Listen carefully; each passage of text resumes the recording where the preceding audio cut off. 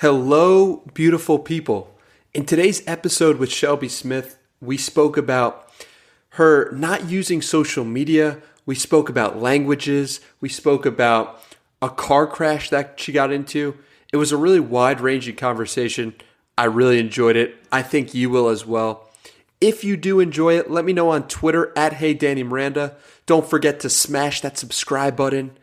And without further ado, this is Shelby Smith. Let's get to it.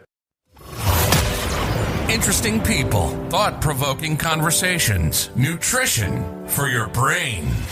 Journey through the minds of the world's top performers and discover what it really takes to achieve your highest version. This is the Danny Miranda Podcast. Shelby, thank you so much for joining us today. Thank you, Danny. It's my honor to be here. I really appreciate you inviting me on.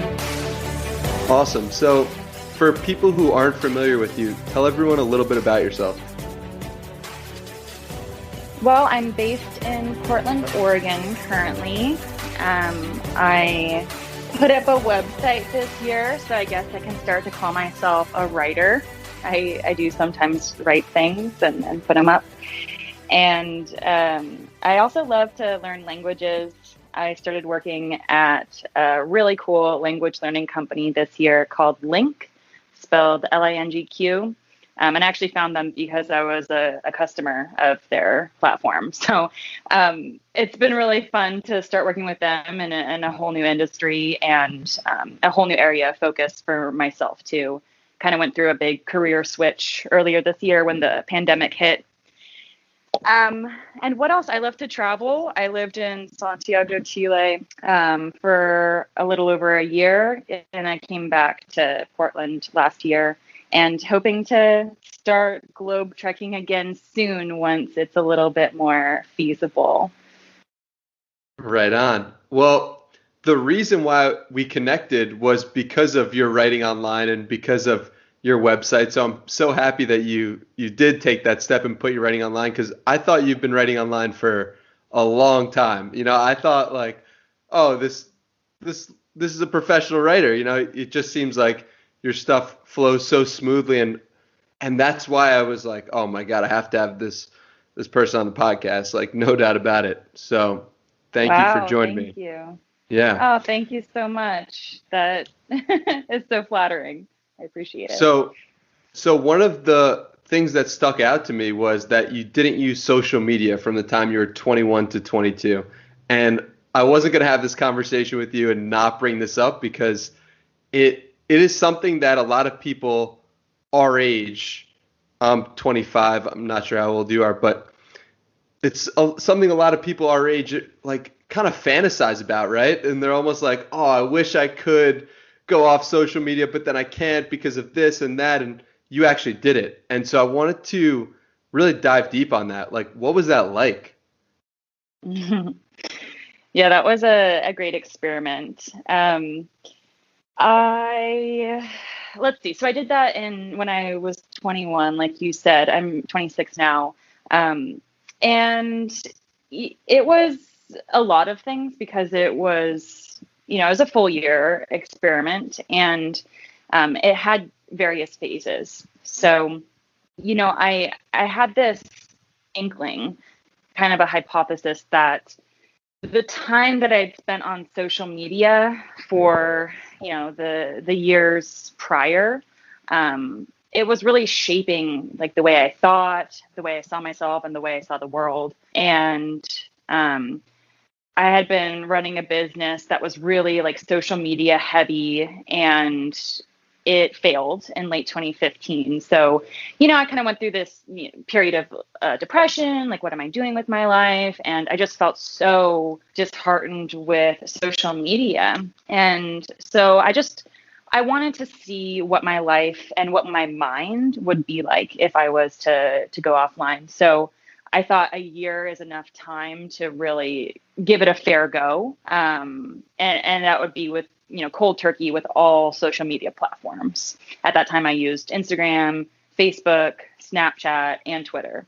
So I deleted all of them on the morning of January 1st. And then I went through a month or two of very strange feelings. I had this idea that I was actually going to feel pretty immediately liberated and happier. But that was the exact opposite of what happened. I felt lonely and I felt like nobody liked me. And I was so confused. I didn't know why I felt that way because I'd read articles saying that, social media has this effect to make people feel depressed or lonely because when you're looking at social media, you're usually by yourself. And when people are posting on social media, it's usually when they're out having fun with friends. So, when you come across their post or any post, when you're just chilling at home by yourself, you get the sensation that people are out doing things and you're just at home, like, vegging out on the couch or whatever. So I thought that I was going to be free of that kind of effect. But after some soul searching and digging, I realized I felt lonely because most of my friends are spread out across the US and I wasn't opening an app and just seeing their pictures and updates every day. We take for granted how easy it is to feel like we're staying up to date with our friends and people in our life. So because of that, I started reaching out to my friends directly more frequently, because I didn't know what they were doing. Like I wasn't looking at their Snapchat stories and just knowing and being able to maybe respond to one and feeling like I was connecting with them. And the feeling that nobody liked me was really interesting. And when I finally pinpointed the source of that, it all made sense. And it's that I wasn't collecting likes anymore. When you post something on social media, you get likes. And what we fail to realize, or at least what I failed to realize before I did this experiment, is that when you post something and you receive likes, you equate those likes to someone saying, I like you, right? You don't necessarily think that they're just scrolling through their feed and they like this thing that you posted. But we actually get a sense of validation about who we are and that people like us when we collect, 50, 100 likes on a certain post.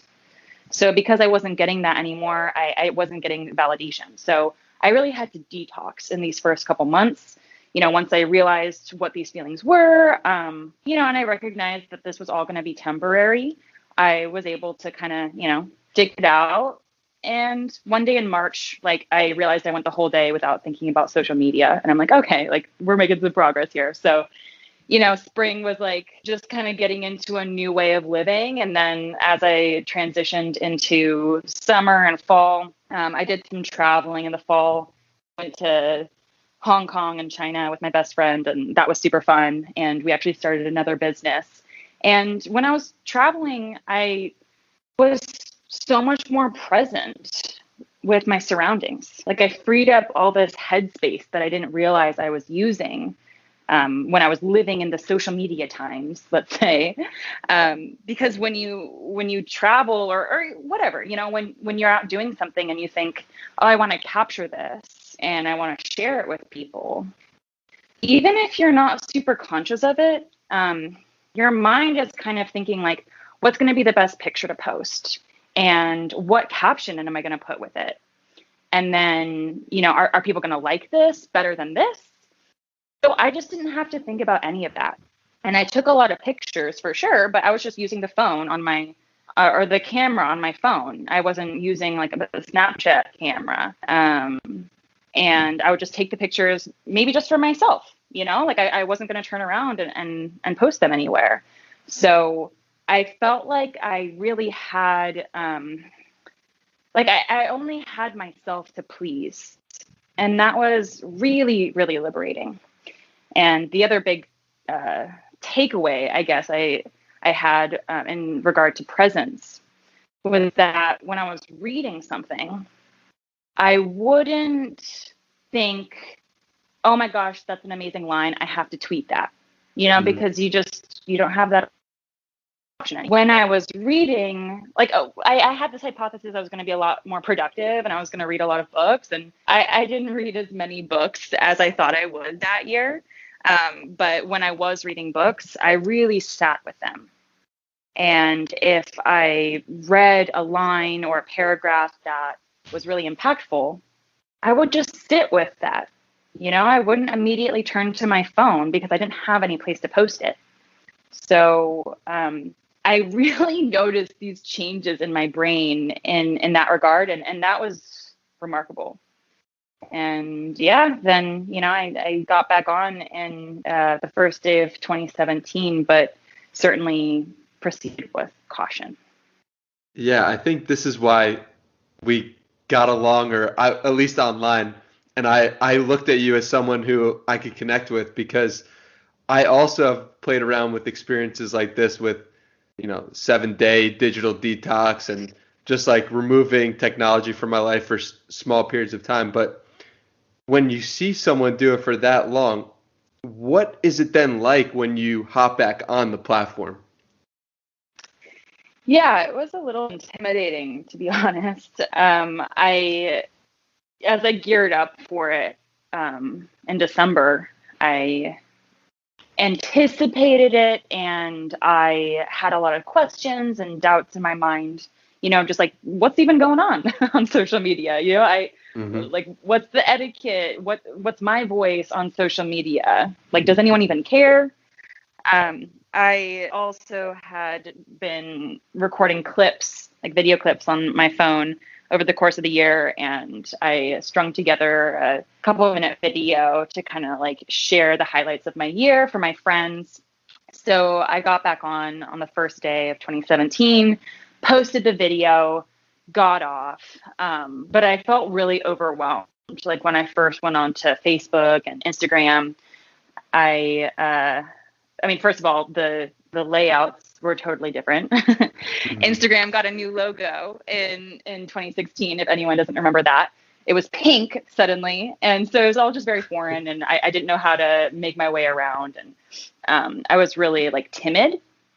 And then as, January went by and it got into February of 2017, I was really starting to acclimatize, being back on social media. And I certainly wasn't using it as frequently. I was very cautious with it. But I was just, I was very conscious of my observations. And I think the biggest observation I had was that most things were exactly the same.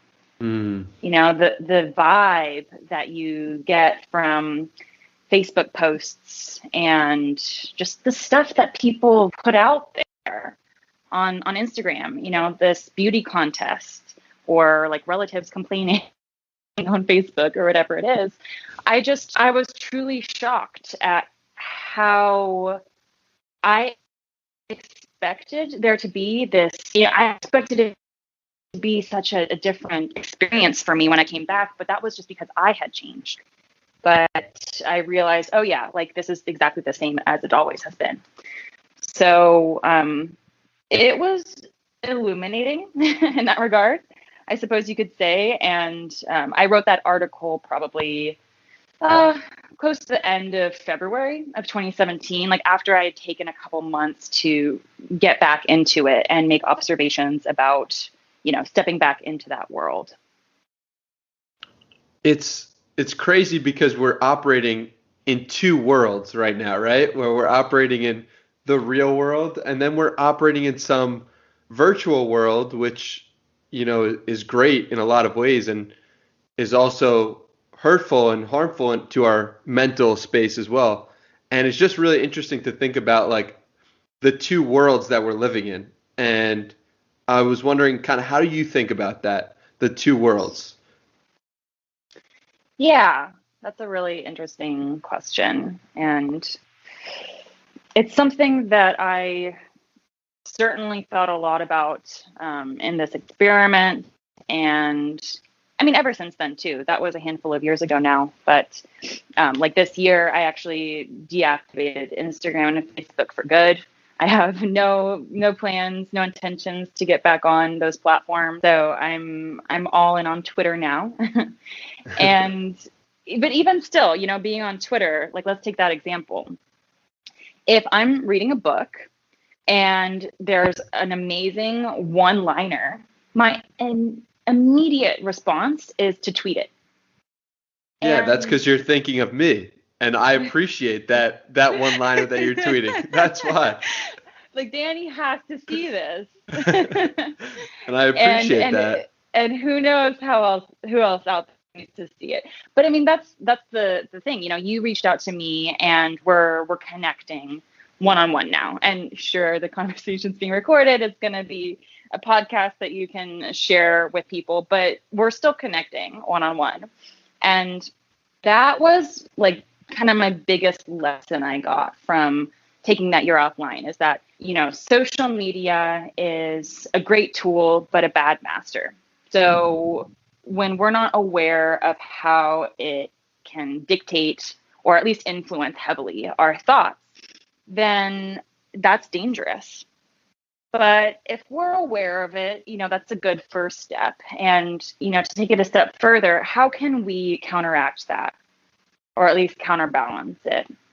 And I decided that if I saw something that someone posted that I really liked and, wanted to hear more about, or, say it's a good friend who has an announcement or something, and instead of just liking the post and maybe commenting on it, I'm going to reach out to them directly.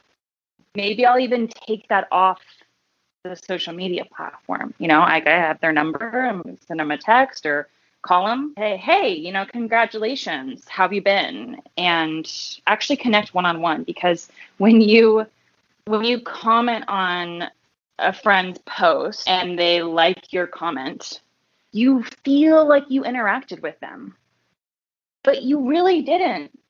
Mm-hmm. That is an example of the social media world right there. And it's not to say that it's nothing, but it's certainly not the same thing as picking up the phone and talking to someone and hearing their voice.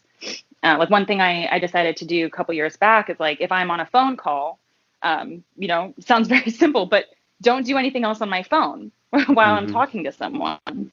Because it's so easy to be, trying to be ultra productive and, using every single tool available to us all the time. So I just realized like how wired my brain was around social media when I was, stripping free from those restrictions. And then, having opportunities to be out doing something spectacular and thinking like, oh, this would be really cool to document, but I have no one to document it to. So I'm sure I'm not alone in this, but at the same time, I don't want to speak for everyone. I wanted to do the experiment so that other people wouldn't have to take such extreme measures, but maybe they could learn a little bit from my experience, because it is a phenomenal tool for being able to connect with people who you don't otherwise know, like especially in this pandemic. I mean, I think I would be having a really hard time without Twitter in this pandemic, if I'm honest with you. I mean, I live alone, so it can be lonely sometimes. And so and I've connected with so many cool people, including you.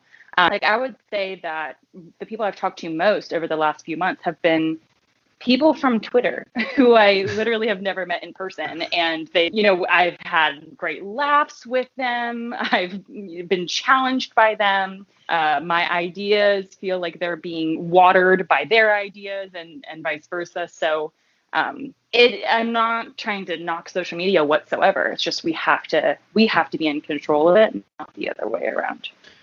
Totally makes sense. And that's why I've been so big on literally just tweeting out like, who wants to hop on the phone? Because I feel like you could look at replies and you could look at likes, or you could look at followers, and you could look at it as like some big thing or some number, but it's like a human being behind there. And when you have a phone call with someone, you really understand that, and you really get to know them and you get to understand their nuances and you get to understand the way they speak and their vibe. And it's like way different than just reading on a screen or just like hearing. It's way different than just tweeting. And it's so interesting that you've also had that same realization, and it makes total sense that we've connected. Yeah, absolutely. I mean, it's the human contact. And like you said, the whole vibe. Because like when we read stuff, we're also reading it in our own voice. And we all have our own interpretations, same reason why I often get in trouble for the way I text something because it came across really blunt or rude, and it's not at all how I mean it. But like those are the elements that we're navigating through in this increasingly digital world. So I think that's awesome that you do that you make yourself available to get on the phone, and that you're doing this podcast. Like I see that you've already interviewed a good 10 people, and you're getting ready to launch pretty soon here. So I think that that's really like a great use of your time. Yeah. Well, one thing that I really liked about you and that drew me to your writing was that you seem as if you're constantly questioning your own decisions and questioning your own mind and questioning your own thoughts and trying to figure out where those thoughts came from and where your mind came up with that idea. And that was just such like when you do that in your writing, particularly like when you did that in your analyzation of your own car crash, right? And that the way you took the reader through that, could you take everyone through like why you think about your own thoughts like the way you do? Because it fascinates me because I do the same thing. Oh, wow. I'm kind of nervous and also kind of honored that you gleaned that takeaway from my writing. And I didn't think anyone ever read that article about my car crash. It always seemed like it's my lowest ranking one, and I would keep on thinking I should probably split it off into two because it's kind of about two different things. Don't worry about the rankings, Shelby. The rankings don't mean anything to the content that reaches someone's heart. Oh, of course. And I'm not concerned about it. I just kind of I was like thinking about that article recently, and I'm like, I think that like it doesn't bother me if no one reads it, of course, but I haven't read it for a while, and when I wrote it, I really struggled because it kind of is about two different things. And to your point, I think what you're referring to is more that like I am naturally kind of an emotional person, or I shouldn't say kind of. I'm a very emotional person naturally, and that's how I grew up. And I always saw it as a weakness, especially because there's this narrative in like modern American society of like, oh, like you're overly emotional, and it's just not seen as a strength. So, I just thought that that's the way I was for the longest time. And it was really after high school that I got into the beautiful world of personal development. And it was through reading books and watching YouTube videos. Started listening to the Tim Ferriss podcast a few years back, and just getting exposed to so many incredible thinkers. I started to challenge a lot of these lifelong beliefs that I carried with me. So, I can't take credit for thinking this way. I stand on the shoulders of giants. I learn from people who have done a lot of deep critical and analytical thinking and inward analysis and observation of other people. So, I try to mimic that if I can.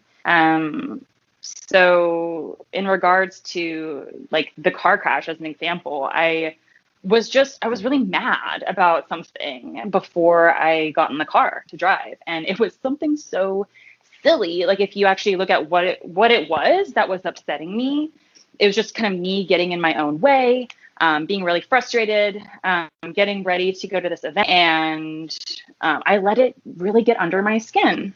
And then I got in the car and I was speeding a little bit. And it wasn't reckless. I was going maybe 10 miles over the speed limit, which I'm not condoning speeding.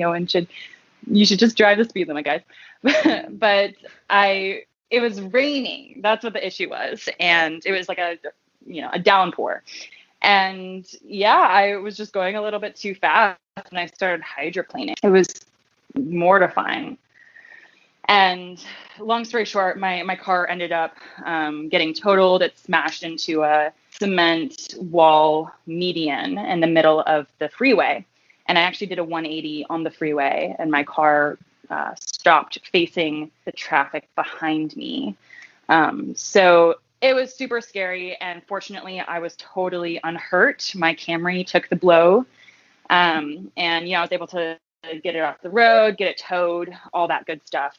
But I really took that as a wake-up call for the way I was thinking, because, this is maybe a little bit more esoteric, but I just found it truly profound that in the moments leading up to the crash, I was reflecting on what had happened before I got in the car. And I was thinking about, how mad I got. And I then, as the experience of being mad gets further away and I'm starting to reflect on it more and more, what has always happened to me is I go through a cycle of starting to feel guilty.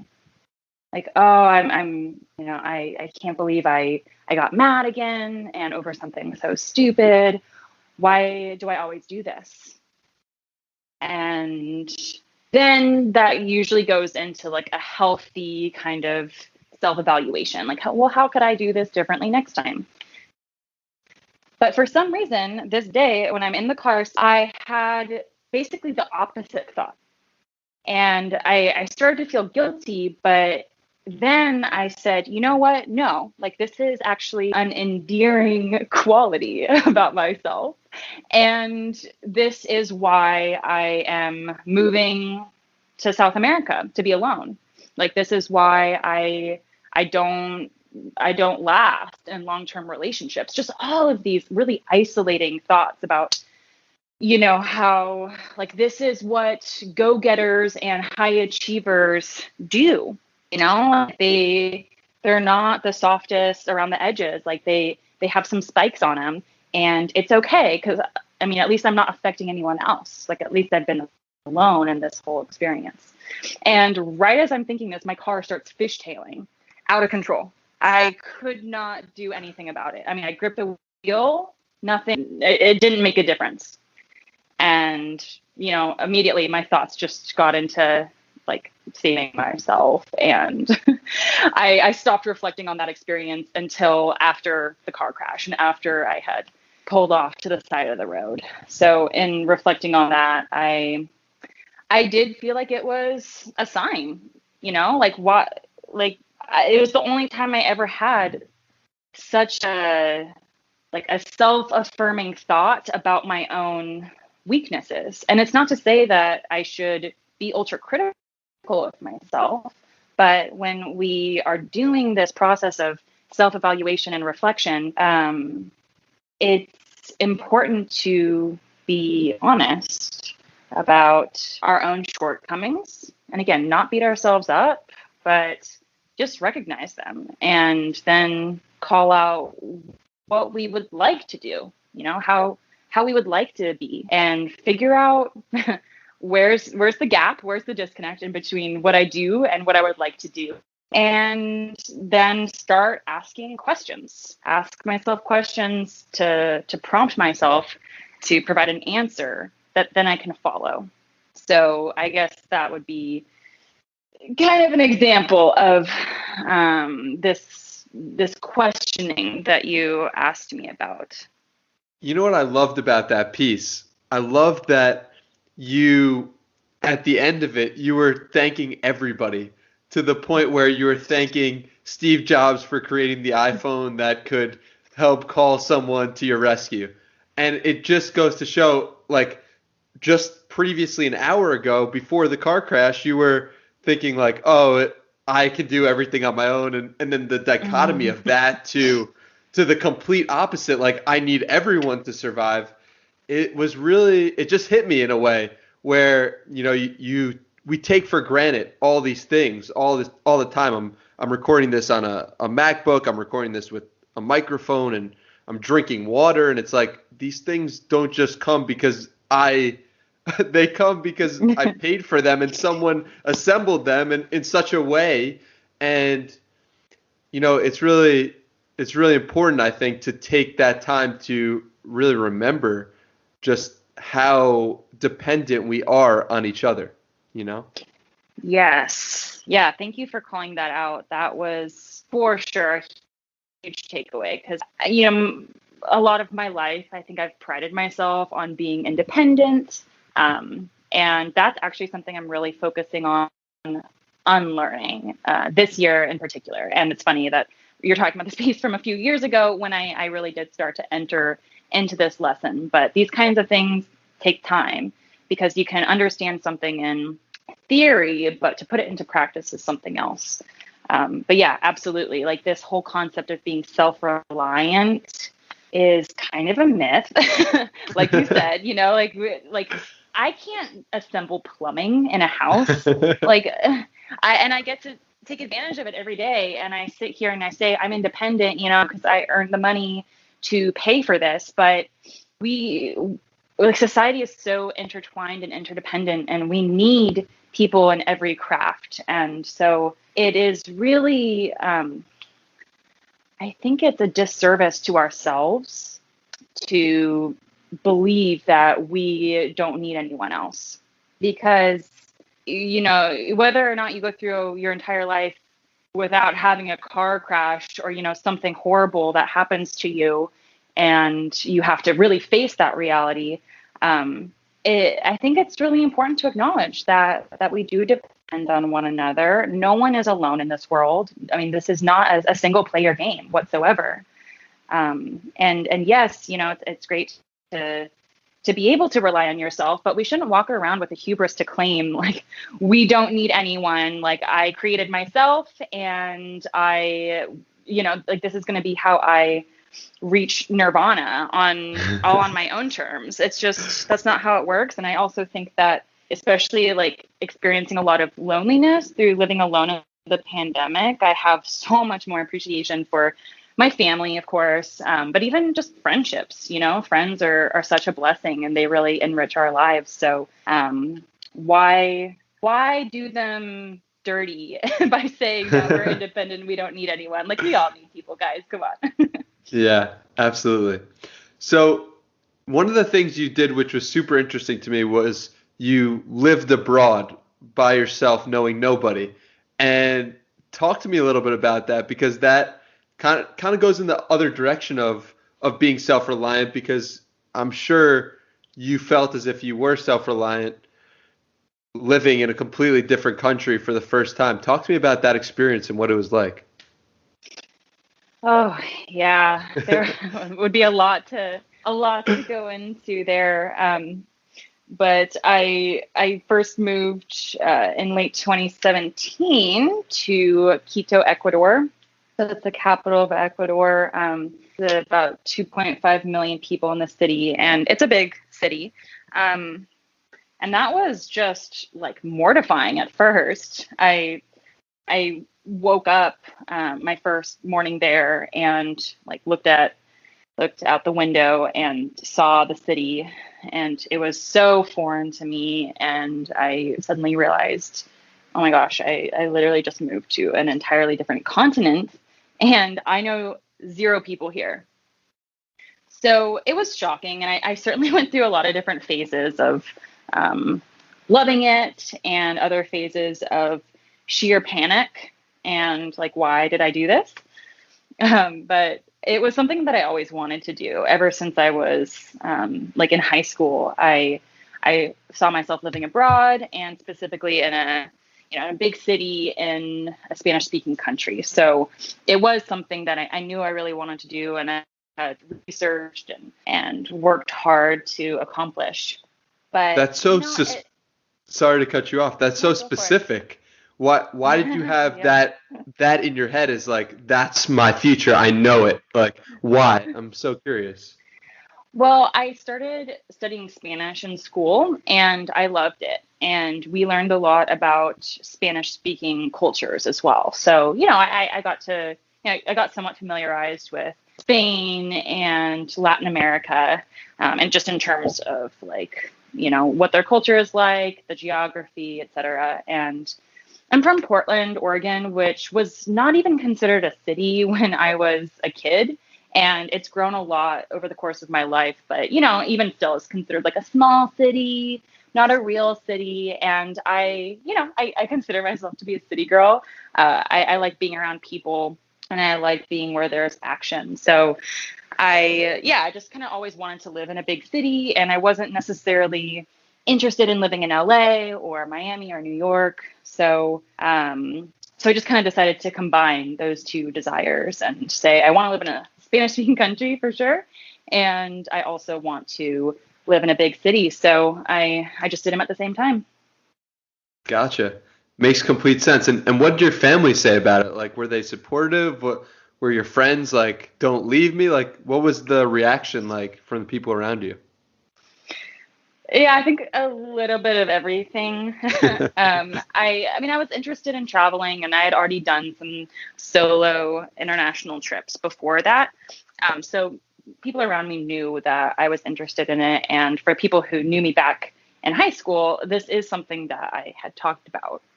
But certainly when the opportunity presented itself and I started talking about it realistically, my mom in particular was very concerned about it. But I kept her up to date with all of my research and, you got to play along with mom, right? Like if she wants you to share your location on the iPhone, just do it. It's not going to hurt anything. I agreed to keep them up to date. But yeah, they were concerned about my safety. They were concerned about just the way I would adjust. And yeah, I had a lot of friends who, I think that they didn't like the idea of me leaving because I also didn't have a date on when I would come back. Like I had no idea. So it was just like, hey, I'm moving away now, but we can FaceTime. And if you want to visit, then you can. You've got a place to stay here.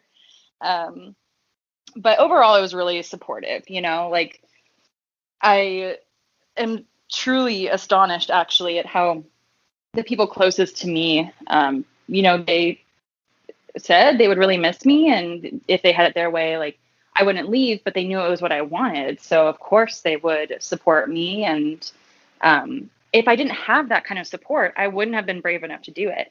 That's the irony of the whole situation. Like I felt strong and secure and stable because I had this really strong base of people here in my hometown who care about me and they would be there if I was, having a panic attack or something and I needed to talk to someone that I knew, or whatever. And I always knew that was an option too. Like I could come back home if I didn't like it. So I knew I just had to give it a shot. And I really, really appreciate that the people around me were basically giving me a big virtual embrace the whole time. Mm. And when you go out there, what was your mission? Good question. I had never actually lived anywhere else. So I just kind of wanted to situate myself in a completely new environment and try something completely different. And I also wanted to improve my Spanish speaking ability. I had been advanced and then I hadn't practiced for a good 4 or 5 years. So I really wanted to get back into the habit of speaking Spanish regularly. But after 3 months in Ecuador, I was actually offered a promotion in my company if I wanted to move down to Santiago, Chile. So then I had a new mission, which was to, level up in my career. And it was a job opportunity that I had always wanted to lead a team and I was also interested in going to a different place because Ecuador and Quito are beautiful. There's a lot to love there, but it's relatively much less safe than Chile. So, my quality of life was kind of suffering a little bit because of that. So I was all over that opportunity to move to Santiago. Awesome.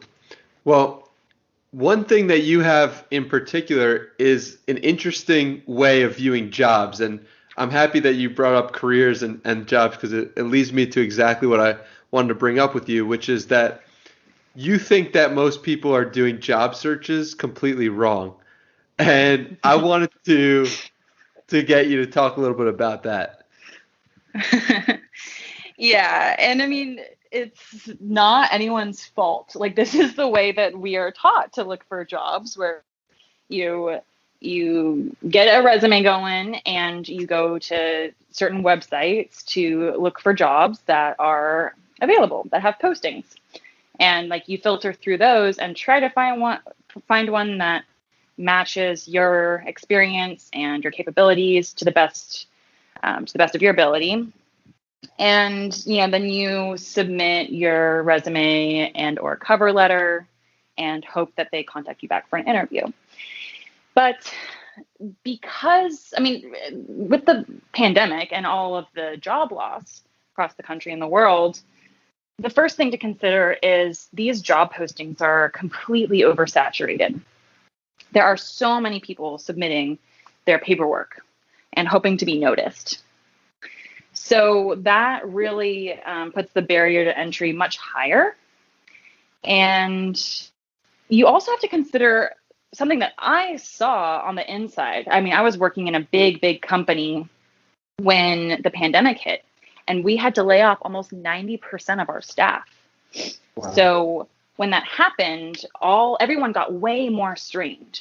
So all of the recruiters who are working in these companies are probably understaffed and they're overworked, and everyone's a little stressed out right now too. So in a nutshell, no one is their best self.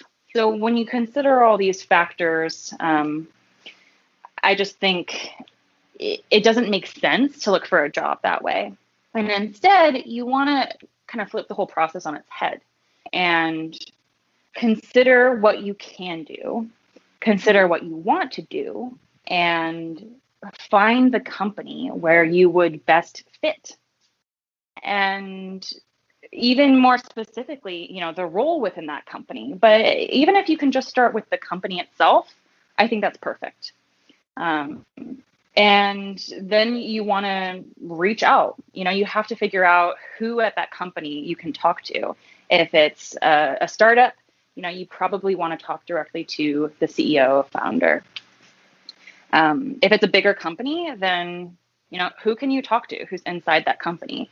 You might need to do some networking and build some relationships so that you can get in there. But you can also send a cold email. I see people doing this all the time. And I haven't necessarily, I don't think I've specifically sent a cold email without having met someone or already connected with someone in the company before. But there's been a couple different ways that I've sort of finessed my way into a job that I really wanted to have, that I didn't meet all the qualifications for. And I still managed to get the job. And it was because I got the opportunity to sit down with someone. And that's the goal we all have to strive for, because it's already hard enough to sum yourself up on a piece of paper or two.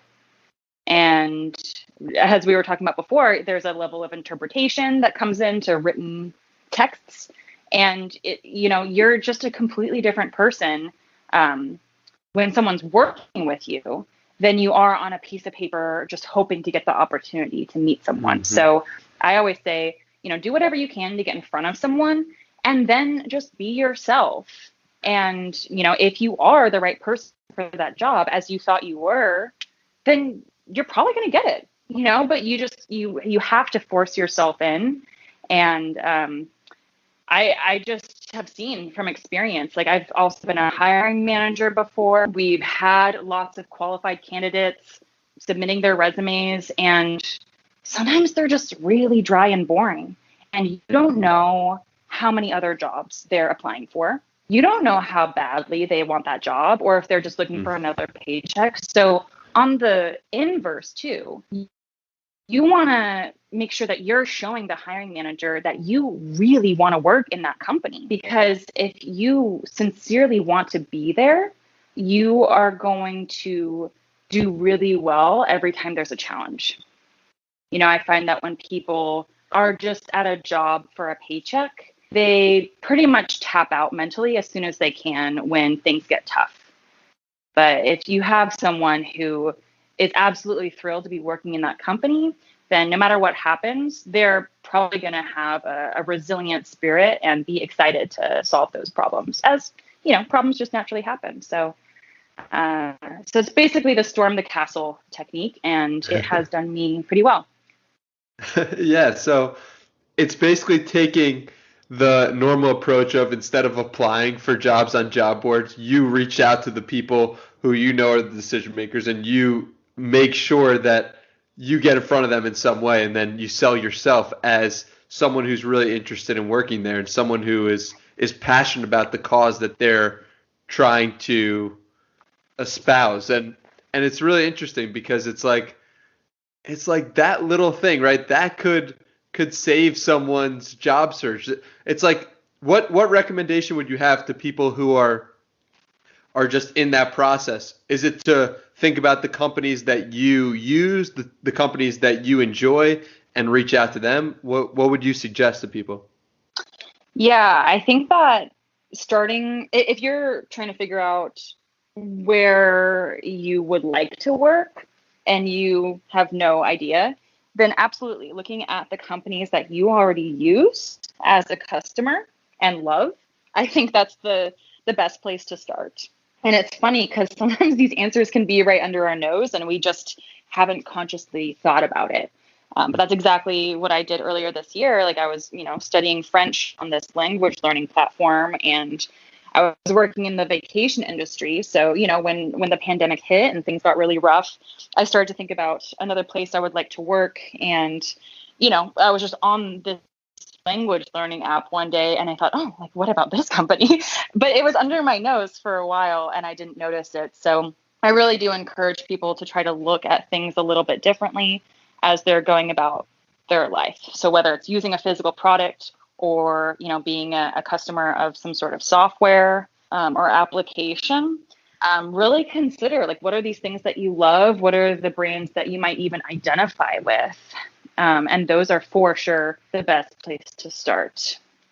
And I'm trying to think of some other example, but I'll keep thinking on that. And I'll well, I'm happy you brought up your most recent job, because I find it so cool what you've most recently done, which is you've learned French basically in 3 months online and had an accountability system of the internet. So talk to us a little bit about that, because that's an experience not everyone will have, and I'm sure a lot of people will be interested in. Well, you make me sound a lot more impressive than I am. I certainly have a long way to go in my French journey, but I have been, like you said, there's an accountability system, and I'm learning French in a completely different method than the way I learned Spanish. I learned Spanish starting in 8th grade, actually, through classes at my school. And I was just really, really fortunate to always have a super stellar teacher. Most students do not get that, especially in like the public school system. So I was super lucky, and I seemed to have a little bit of a knack for it. I have done some immersion programs and stuff like that. So that's really how I learned Spanish. With French, though, I've been out of school for some time now, and I thought, like, how could I learn French at home? And I've tried so many different platforms, and they're just, none of them actually get you to fluency. Like, you can get familiarized with languages through apps like Duolingo, but that's pretty much it. They don't teach you to be fluent. So I actually, I was taking the Rite of Passage class earlier in 2020, and this student in the class named Yannick Hollis wrote a brilliant piece on learning Russian. And he mentioned this cool company, Link, in his piece. And he said that he became fluent in Russian in a couple years using this platform. So I immediately signed up for it. And Link is designed to mimic the way we acquire our first language. And it's through this concept called comprehensible input, which basically just means you flood your brain with the language. It's all noise at first. And with consistency, the fog starts to clear. And that is exactly how we learn our native language. So it was like uncomfortable because it's a pretty unstructured approach. But you read a lot, you listen to the same content that you read. So Link is designed of like a lot of different stories or books that have the text as well as the matching audio. And I recently started this other technique that I've been loving where I just import YouTube videos in French into Link. And so I have the lyrics as well as the song right there in the platform.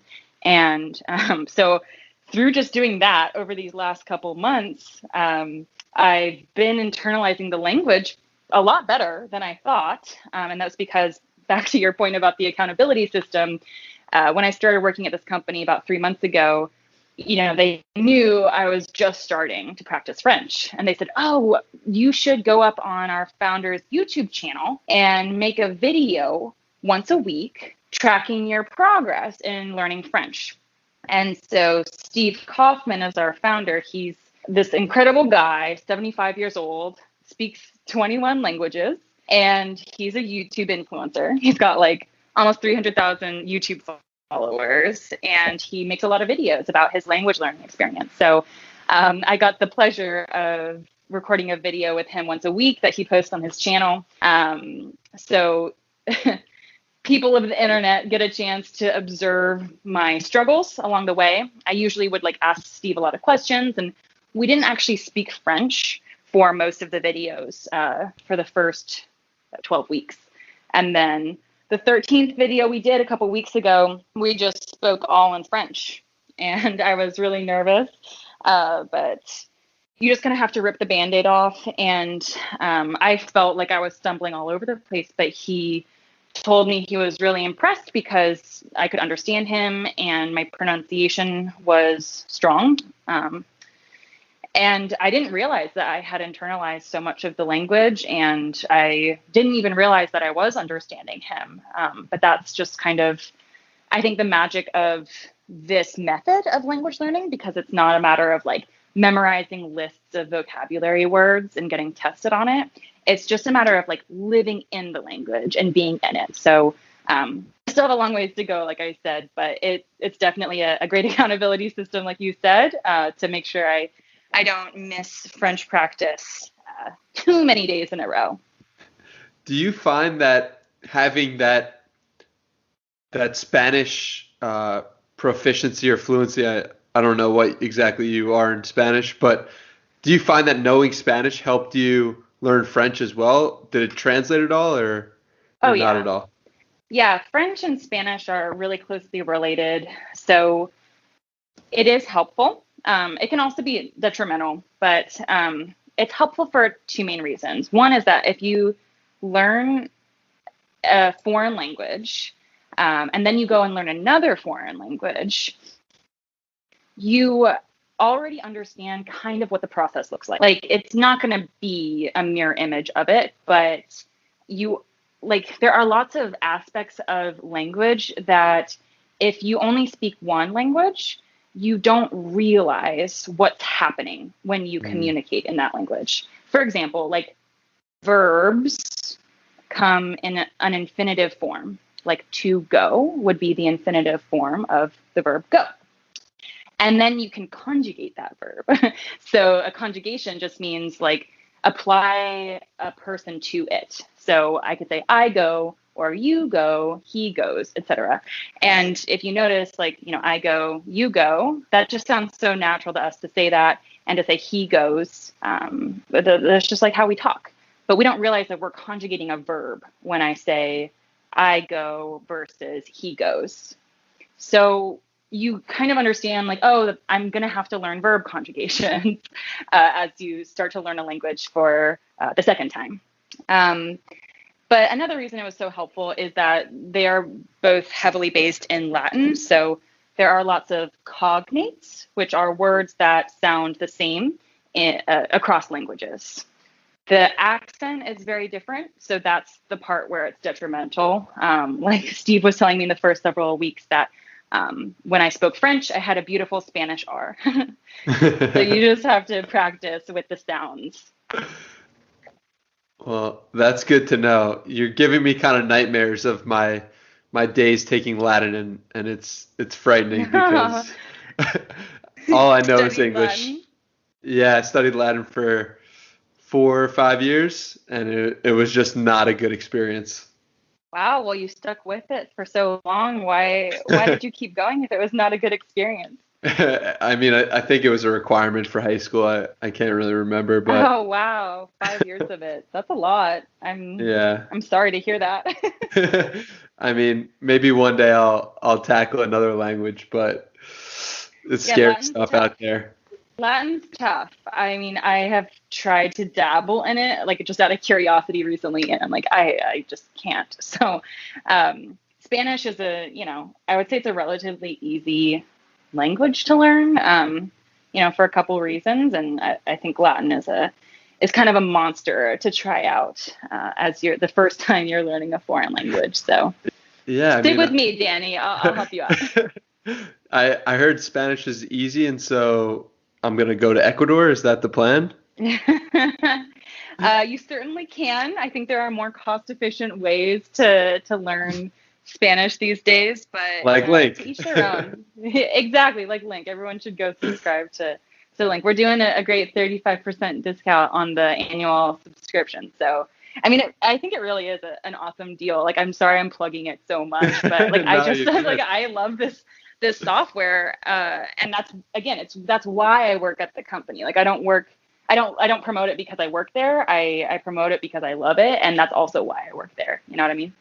Yeah, you were a consumer first, and you were like, wow, this really resonates. This hits me. I love what they're doing. Like, let me reach out to them. Let me see how I can get involved with working for them. That's awesome. Yeah, and like I just think that everyone should learn another language. It's really unfortunate that we're not so encouraged to learn foreign languages in the U.S. We, like you said, like there are these requirements that students have to go through in high school to get, enough credit to be able to go to college. But for one, like the teachers are not always stellar.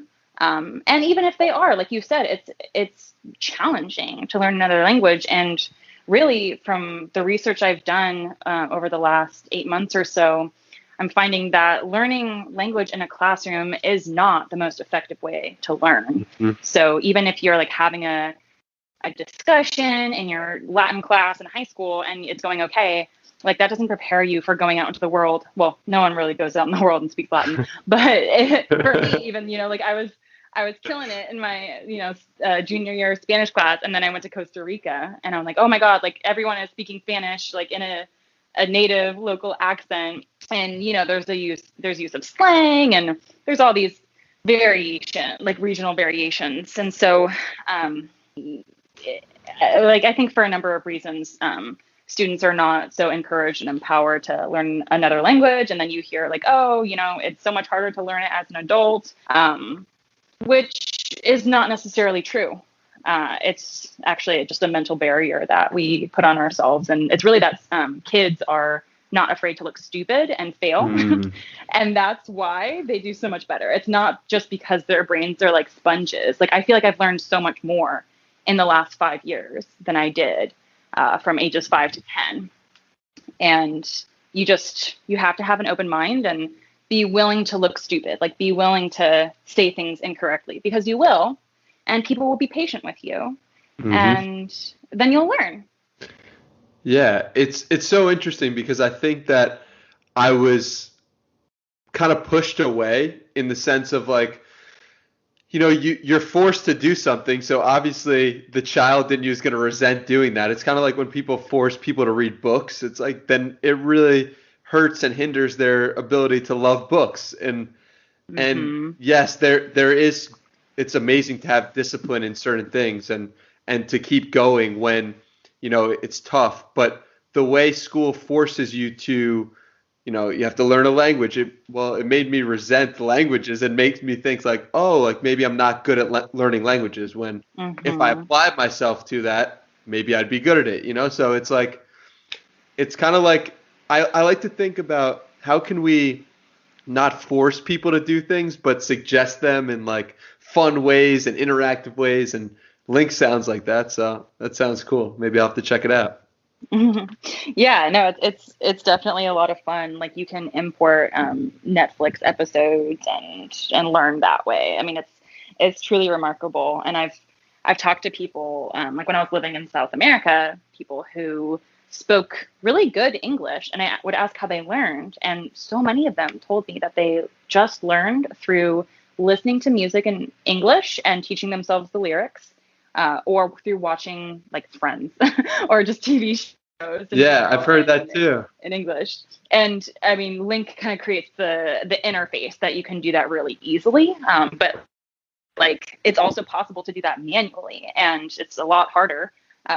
Or I would say it's a lot more like laborious, but it's completely doable. And I'm having a lot of fun doing it this way, because I'll like listen to these French songs that are total bangers, and I'm like, well, I need to know what they're saying. Like I need to sing along. So it's kind of like this valiant mission that you have versus like, like I gotta put in my time, do my hour of French practice today. So absolutely, like you hit the nail on the head. It's the whole like, you can lead a horse to water, but you can't make him drink. And this is the exact same reason why I didn't do recreational reading when I was in school, because I was like, spending my time kind of doing the required reading. And absolutely, it like after I got out of high school and saw that reading can be super fun and engaging, and like you can apply it to your life and see the magic appear. I mean, it's a completely different world when you're doing it because you want to.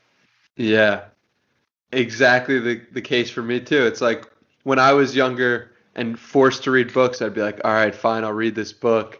And then now it's like, oh, please give me all the books. I want to read them all. But no, it's forcing me to do anything. So just funny. Yeah, I know. I've got too long of a list that my to read list has grown out of control, but that's okay. It's a good problem to have, I suppose. Yeah, that's like what Nassim Nicholas Taleb says, like the knowledge grows to the point where you have so much that you can never read it all, but that's all part of the fun. Yeah. Yeah, absolutely. So tell us your favorite books. I'm super curious about what you're reading these days and what you have enjoyed recently. So do you want to hear like my all-time favorites or my recent favorites? Take us in any direction you so please. All right. I've been doing quite a bit of reading in the lockdown, so that's been really enjoyable. I'm just like looking at my list here. What did I read again? I know, right? It's like, what? I mean, I constantly feel like I've got all these amazing books swarming me, and then when I'm asked which ones, I'm like a deer in the headlights. But I mean, just for some recency bias here, a book that I just started reading that I know you've read too is A Return to Love by Marianne Williamson. This was recommended by another mutual contact that we have on Twitter. And I started reading this, I think, over the weekend or last week, and I'm probably like 4 or 5 chapters into it now. And I'm just eating it up. I'm highlighting so many pages. I mean, I got a physical book for the first time in a while. I've been doing a lot of Audible, a lot of Kindle. But it's so nice to be able to actually highlight on the page. And she writes with really striking prose, in my opinion. And, it's kind of you could say it's a spiritual book, but it's all really practical, the way that she's applying lessons about God and love into her life and curing herself from becoming a really depressed and aimless person. So this has been a super enlightening read. And I mean, to talk about some of my my rereads, we'll call them, books that are on my all-time reread list. One would be The Art of Learning, which is kind of relevant to this conversation, I would say. Josh Waitzkin wrote this book on, really the frameworks of learning that he has taken away from becoming a chess prodigy and a Tai Chi master, I think I could call him. Atomic Habits was another great one that I read this year, and I think I'm just going to keep rereading. And The Effective Executive is a book that applies into so many areas of life, in my opinion. This is by Peter Drucker. I read this in 2018 when I took on this massive new job down in Chile, and it was so eye-opening for me because it's a really practical way to think about, how to get more done and how to get the right things done. So it can absolutely apply directly into the work that we do, but it also applies to everyday life. Like I have some friends who are about to have a baby and, they're working from home like the rest of us. And I told them, you should read this book because it's going to teach you how to manage your time extremely well. And I've never been a parent, but what I hear is that it's a pretty time-consuming job. So I thought with balancing their work and their lives as new parents, that this would be really relevant to them. And I don't know, I've got a lot of them on here, so I could keep going if you want. No, those were so great. And you guys can find those in the show notes at dannymiranda.com/Shelby. And all those books, well, 3 of the 4 I've read and loved.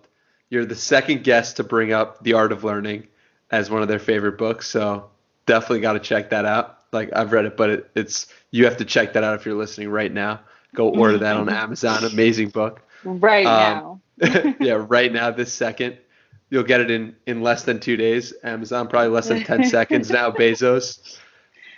Pretty amazing. Yeah, but I want to talk about Return to Love real quick because that was the book that brought together so many things for me in terms of before reading that book, I was so curious why my yoga teacher and people who were like rabbis and priests and Eckhart Tolle and all these people were saying the same thing in different ways, and I had no idea why, but I just knew that they were saying the same thing. And then I read A Return to Love by Marianne Williamson, and I was like, oh, that's what it is. They're all speaking with love. They're all prioritizing love in every interaction. And it was a real mind-blowing shift for me for some reason. I just read it at the perfect time. So shout out at the Do Lab for those unfamiliar, episode 2. But yeah, incredible book.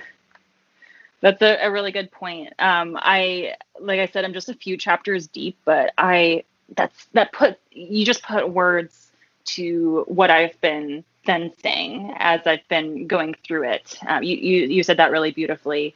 Because there are these great leaders and teachers out there who, you hear that you sense that they're saying the same thing, but you don't know exactly where that comes from or how you could apply that to your life.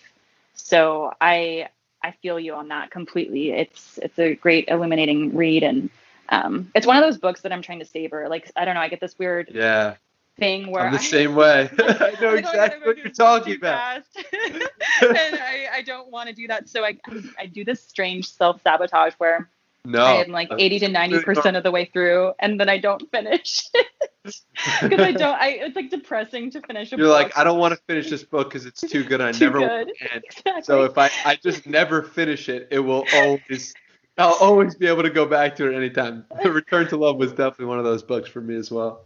Right? Is that indicative of some deep-rooted issue I have? I don't know. Stay tuned.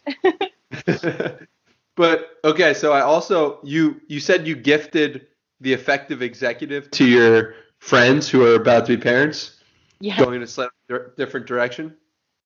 Yeah, so I want to talk to you about that because you wrote this post where kind of was like a paradigm shifter because all my life I was thinking like, I'm not a parent, I can't give parenting advice, but you wrote this post which like was like, oh, okay, I'm not a parent and I could still think about parenting. So talk to me a little bit about that. Yeah, that whole article came from just one conversation I had with my friends about 2 weeks ago. We were on a FaceTime, and I mean, actually going back to their baby shower, they had given us these cards, and they asked us to write advice on it so that we could. They were going to put it into a time capsule, and another few years or whatever, take it out and read it. And I didn't write anything because I was like, I don't think I'm qualified to give any advice. Like, I don't have any kids. And so then, like, we had this conversation a couple of weeks ago on FaceTime, and I told them that, and they go, "Oh, no, but we really want your advice." And I'm like, "Really?" And they're like, "Yeah, we genuinely want advice from all of our friends, including you." I'm like, I don't have kids. Yeah.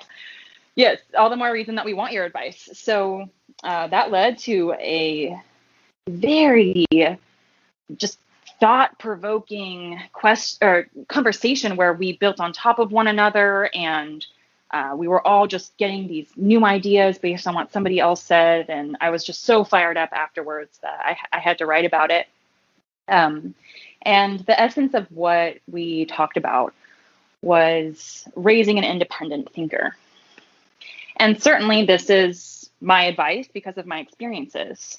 I, and of course, it's so easy to like criticize the way our parents raised us. My parents did a phenomenal job. I think that they're truly excellent parents. But something that I'm reflecting on a lot is that there are all these paradigms in the world and in society, and then, take that down to a micro level, like in our local community here in Southwest Portland, there are certain paradigms that are they just permeate throughout. And these stories kind of keep getting repeated throughout generations. And I think it's so important to raise a kid who can think for themselves, because when you're a kid, I think it's really easy to see your parents as the ultimate source of truth. And, they're your biggest role models. You see them in action every day, every night, usually. And so you get the sensation like that that's the model to follow. At least that's what happened to me. Again, I guess I shouldn't speak for other people. And so there are certain beliefs and ideas that my parents, lovingly tried to impart on me. And they did. And as you become a young adult, you start to realize all these things that you thought as a kid are so not true. One of which just being like that adults and parents have it all figured out because you become an adult and you become like, I could have a kid if I wanted to. And I realized like I do not have things figured out whatsoever. So it's a lot of like the blind leading the blind. And so why not train that kid to be able to question the way things are, because it's not that whatever my parents taught me was wrong. I don't think that at all. It's that I need to be able to have the vantage point from where I stand at any given point in time to realize that what someone thinks or says or believes just because they're an authority figure doesn't necessarily mean that that's right. And I'm not trying to say like we should all like disregard all authority, but we need to take things in and like marinate them on our own terms, and switch it around for a while and see what actually makes sense. Because any job that you have, if you become an entrepreneur or a knowledge worker, it's going to be really important to be able to challenge ideas. There's a great quote, which is like something along the lines of, if two business partners agree on everything, then one of them is irrelevant. You have to be able to have contrasting ideas, because that's really how we advance and how we move forward. It's the same reason why we hear dangers of groupthink. Too many like-minded people getting hired into the same company, and they all just like agree with each other. Well, they also are like, white guys from Northern California or something, and like they have really similar experiences. And so of course they're going to think, yeah, this person's the best culture fit, so we're going to bring them on in. But, is that always the right way to think about it? So it just comes down to not saying that any of these paradigms are incorrect, but we do need a contrast and a variety of ideas and opinions. So how can we raise a generation of people who are trained to do that? I just think that the future world would really benefit. So that was the advice that I gave my parents. And I don't know if you wanted to go into like individual tactics. Well, the first thing that jumps out at me is like, that sounds like amazing advice, but what do you do when you're the parent who you're raising this independent thinker and then they question your own beliefs? What do you do in that situation? Well, yeah. And of course, I'm speaking from the experience of having been parented myself, not having had a child. But then again, it's like I've worked in customer service before, and I always said, hey, it's really easy to empathize with the customer because I've also been a customer before. Mm-hmm. So that's the lens that I'm looking at this through. And I do think that, you have to teach this kid to be respectful. You're going to teach them manners and, all the basics. So it's not like the only thing you're going to teach them is how to think for themselves. So I do think that you can have an independent thinker who also respects you.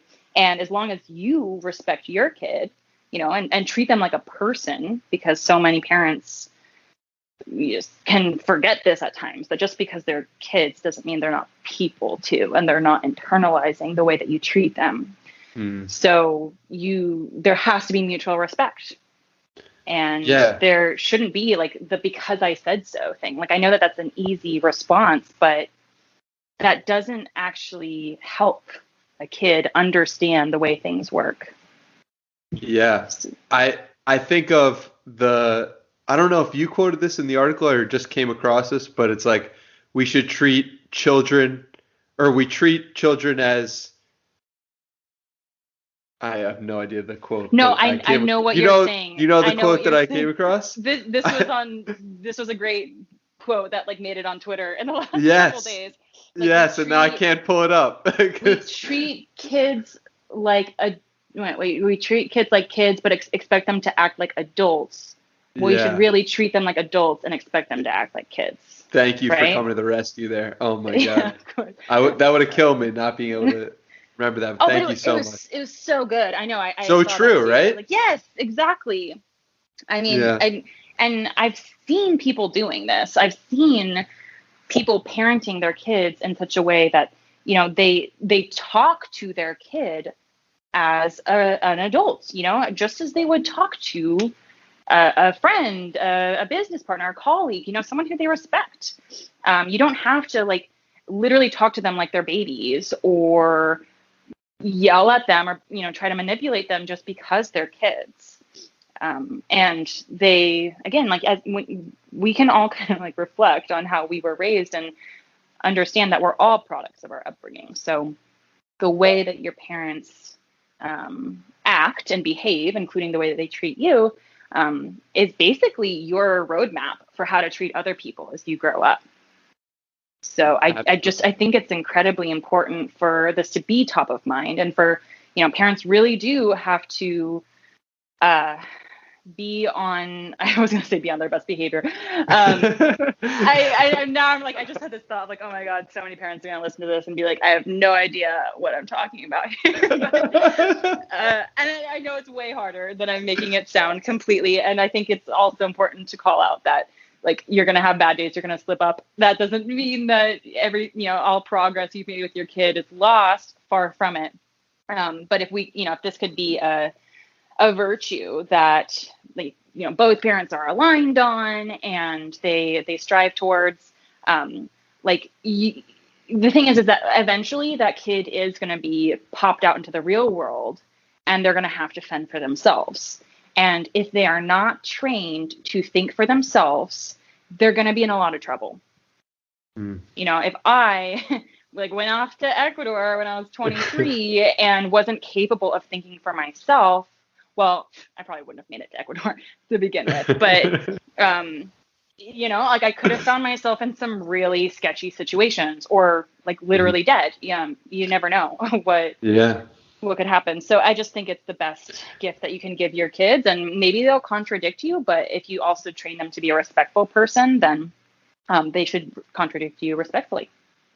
I'm so fascinated to have your kids listen to this in 30 years. Listen, Mom said I should be an independent thinker. I'm really setting myself up to put my foot in my mouth down the line, huh?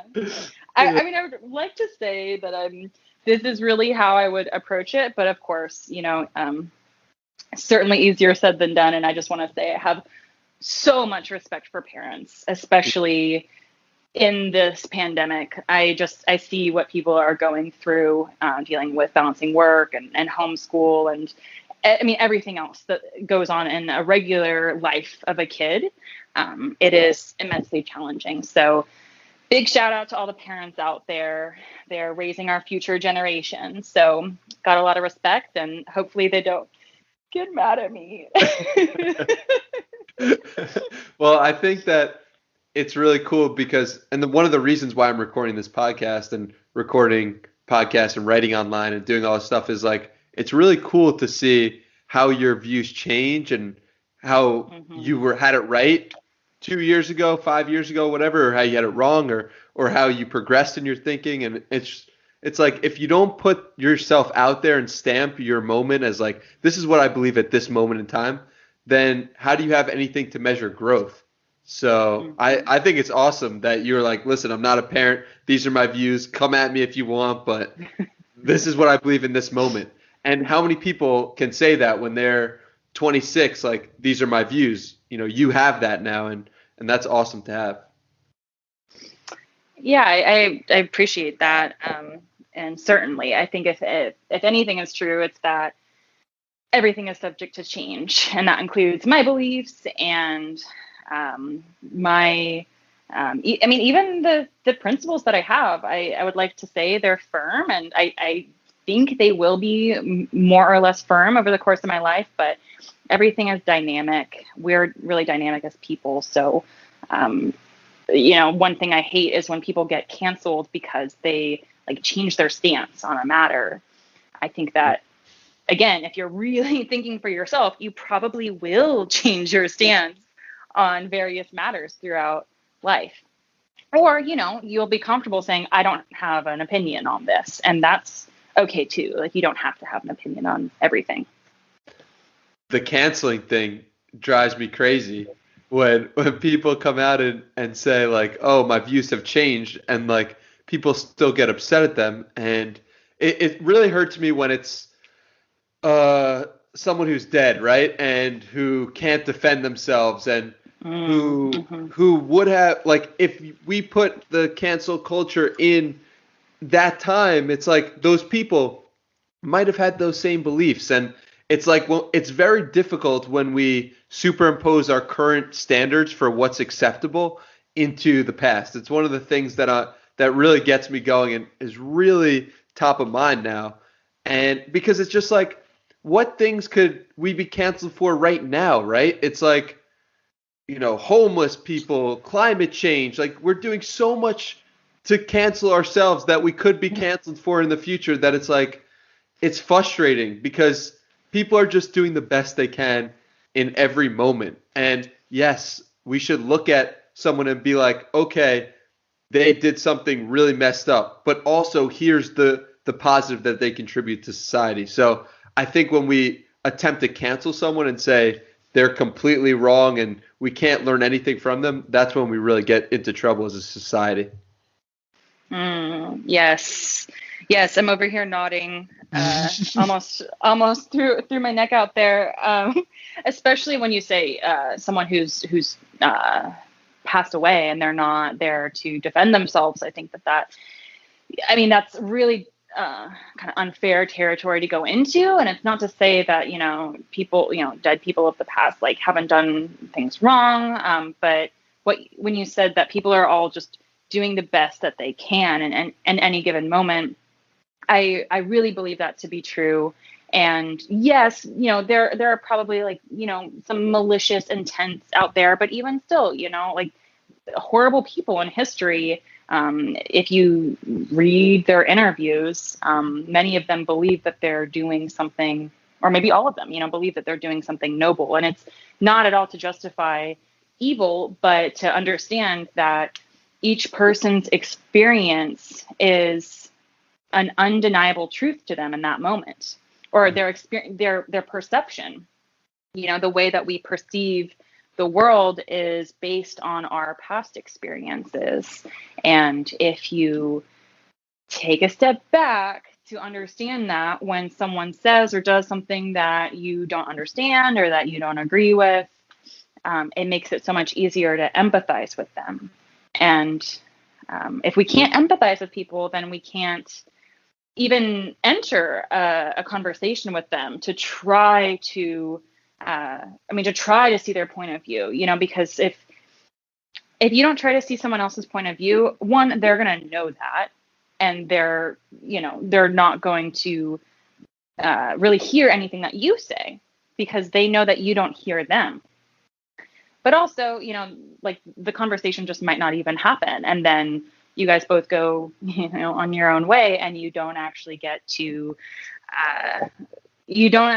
pry a little bit deeper and learn something about another type of person, So that's always an opportunity to, like when you come across someone who has differing beliefs or ideas from you, it is an opportunity to understand where that belief comes from. Mm-hmm. And in doing so, you could understand all the other people in the world who also think that.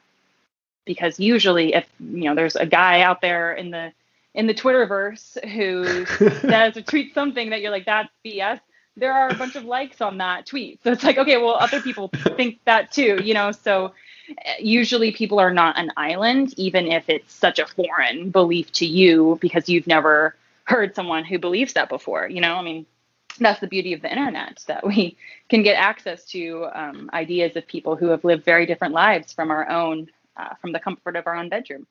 Yeah. And what's interesting? I think that it's really hard to do on Twitter to empathize with someone, and especially behind a screen.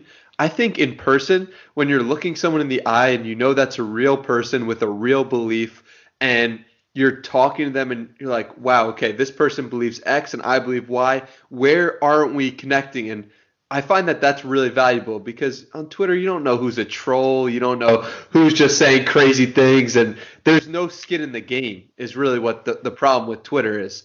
And when you have that conversation in person, it's kind of like you're really getting to know what that person's true beliefs and where they're coming from are. Yeah, absolutely. Adding the human element, it absolutely makes a difference. And also like we're all a little bit less cocky, I think, when we're not hiding behind a screen and, just not really thinking so much or putting a lot of intention into something that we send out. So for sure, I think that people have a lot more patience when they're face to face. And again, another reason I commend you for, reaching out to people to have real conversations, even people that you've only interacted with on Twitter. Well, thank you. And I think that that's a perfect place to wrap this conversation up. Do you have any last bits of knowledge to give to us? You've given a lot of Gosh. this past hour and a half, so Um, I would just say, keep in mind this idea about empathizing with every human. I really would like to just highlight a second time what you said. That every person is going to have a different perception, and it is true to them, and they're doing their absolute best in that moment. But there are a lot of difficulties out in the world right now, and we never exactly know what other people are going through. So it's best to always assume positive intent, and I think it'll alleviate you just as much as it alleviates the other person of any additional stress of misinterpreting something that they say or do. So that would be it. amazing. I couldn't agree more. And tell everyone where they could find you out on the interwebs. On my website, shelbysmith.co, not shelbysmith.com, and on Twitter. I guess my Twitter handle turned out to be Shelby Smith. I thought I made it shelbysmith.co, and I realized you can't change your Twitter handle now. So really screwed up on that one, but I think you guys will figure it out. Awesome. Well, definitely check her out, and thanks so much for coming on today, Shelby. Yeah, absolutely, Danny. It was an enlightening conversation, and I really appreciate you inviting me on. So thanks, and really excited to see all the other episodes too. That was my conversation with Shelby Smith. If you enjoyed this episode, let me know on Twitter at HeyDannyMiranda. Thank you so much for listening to the last second. I appreciate you so much, truly, from the bottom of my heart. That's all for today, folks. Until the next one.